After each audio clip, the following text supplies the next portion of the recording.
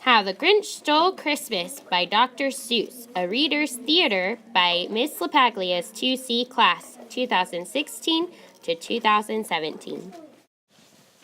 Everyone who died in Whoville liked Christmas a lot. But the Grinch who lived just north of Whoville did not. The Grinch hated Christmas the whole Christmas season. Now please don't ask why. No one quite knows the reason. It could be his head wasn't screwed just right. It could be perhaps that his shoes were too tight. But I think the most likely reason of all may have been that his heart was two sizes too small.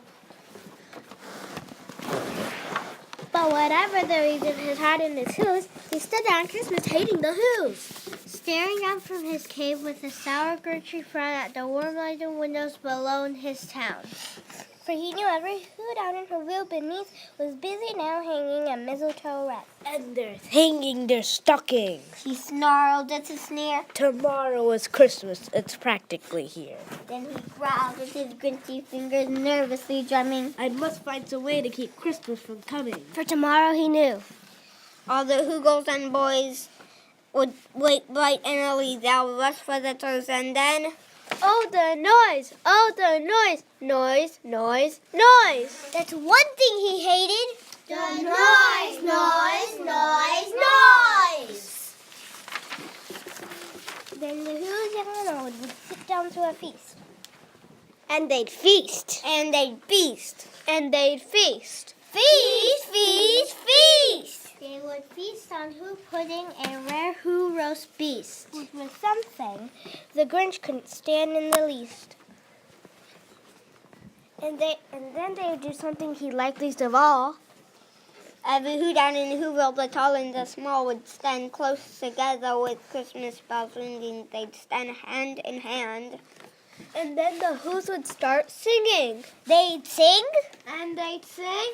And they'd sing. Sing, sing, sing. And the more the Grinch thought of this whole Who Christmas sing, the more the Grinch thought, I must stop this whole thing. Why for 53 years I put up with this now? I must stop Christmas from coming. But how? Then he got an idea. An awful idea. The Grinch got a wonderful, awful idea. I know just what to do. The Grinch laughed in his throat. The Grinch Santa Claus hat and a coat. And he chuckled and clucked. What a great Grinchy trick. With this coat and this hat, I look just like Saint Nick. All I need is a reindeer.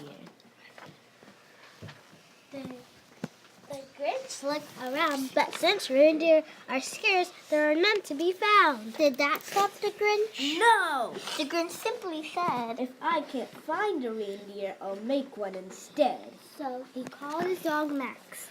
Then he took some red thread and tied a horn on the top of his head. and he loaded some bags in some empty old sacks on a ramsicle sleigh, and he hitched it to Max. Then the Grinch said, "Giddy up!" And the sleigh started down toward the homes where the Who's lay at snooze in their town. All their windows were dark, quiet, snow filled the air. All the Who's were all dreaming sweet dreams without care. When he came to the first little house on the square, There's stop number 1. the old Grinchy Claus hissed. And he climbed to the roof, empty bags in his fist. Then he slid down the chimney, rather a tight pinch. But if Santa could do it, Then so could the Grinch. He got stuck only once for a moment or two. Then he stuck his head out the fireplace Who with their little Who stockings all hung in a row. These stockings he grinned. are the first things to go. And he slithered and slunk with a smile most unpleasant. And he took every present. And he stuffed them in bags. Pop guns, And bicycles, roller skates, and drums, checkerboards, tricycles, popcorn, and plums. And he stuffed them in bags.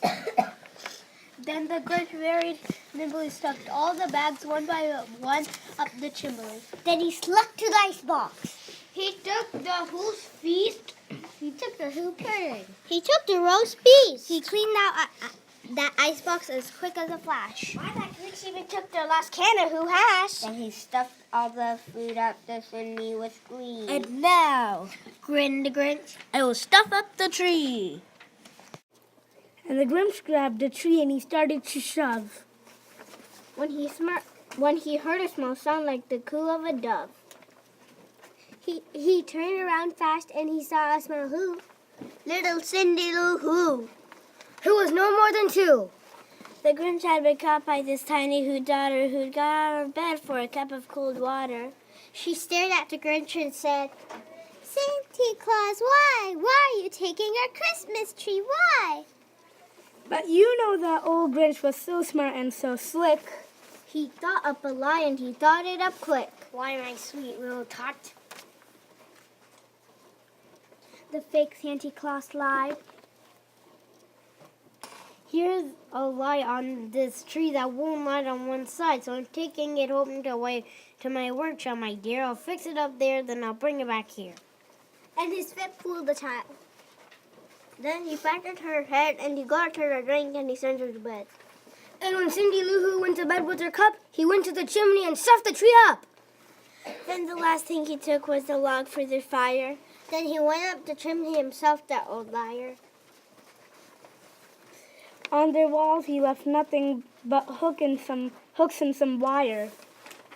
And the one speck of food that he left in the house was a crumb that was even too small for a mouse.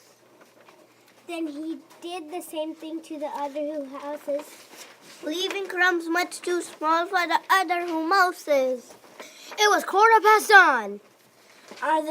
All the Who's still in bed. All the Who's still snooze. When he packed up his sled, He packed it up with their presents. The ribbons, the tags, The tinsel, the trimmings, the trappings, 3,000 feet up. up the side of Mount Crumpet.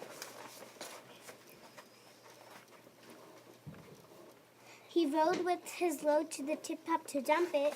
poo-poo to the Who's. He was grinchiously humming.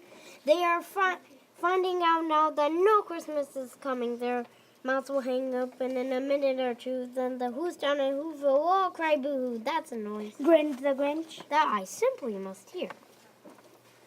So he paused and the Grinch put his hand to his ear. He did hear a sound rising over the snow. It started out low. Then it started to grow. But the sound wasn't sad. Why, the sound sounded merry. It couldn't be so. But it was very merry. He started down at Whoville. The Grinch popped his eyes. Then he shook. What he saw was a shocking surprise. Everyone down in Whoville, the tall and the small, was singing. Without any presents at all. He hadn't stopped Christmas from coming, it came. Somehow or other, it came just the same. And the Grinch with his Grinchy eyes cold in the snow stood Puzzling and puzzling. How could it be so? It came without ribbons. It came without tags. It came without packages, boxer bags. He puzzled for hours till his puzzle was sore. Then the Grinch thought of something he hadn't before. Maybe Christmas. He thought, Doesn't come from a store. Maybe Christmas perhaps means something quite more. And what happened then? Well, in who will they say that the Grinch's heart grew 3 sizes that day? and the minute his heart didn't feel quite so tight, he whizzed with his load through the bright morning light. And he brought back the toys And the food for the feast. and he himself. The Grinch carved the roast beef.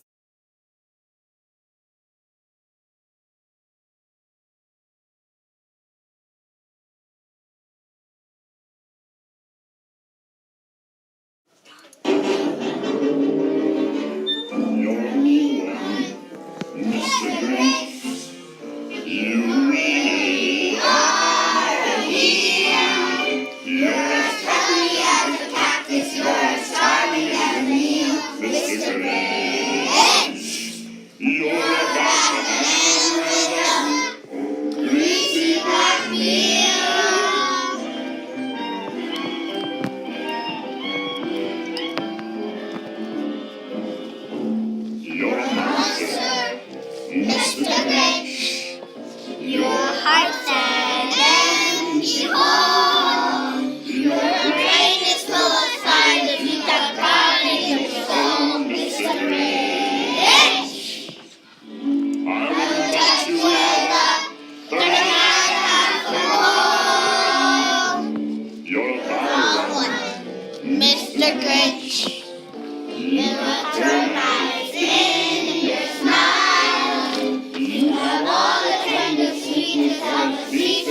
crocodile, Mr. Grinch. Given the choice between the two of you, I take the seasick crocodile. You're a foul one, Mr. Grinch. You're a nasty, washy skunk. Your heart is full of unwashed socks, your soul is full of gunk, Mr. Grinch. the Three words that best describe you are as follows, and I quote: stink, stank, skunk. You're rotten, Mr. Grinch. You're the king of single socks. your Tomatoes splash from moldy purple spots, Mr. Grinch. Your soul is an appalling dark heap, overflowing with the most disgraceful assortment of deplorable rubbish imaginable. Mangled up and tangled up knots. Now give me, Mr. Grinch, with the nastiest super knots. You're a crooked jerky jockey and you drive a crooked horse, Mr. Grinch. your Three-legged sauerkraut and toast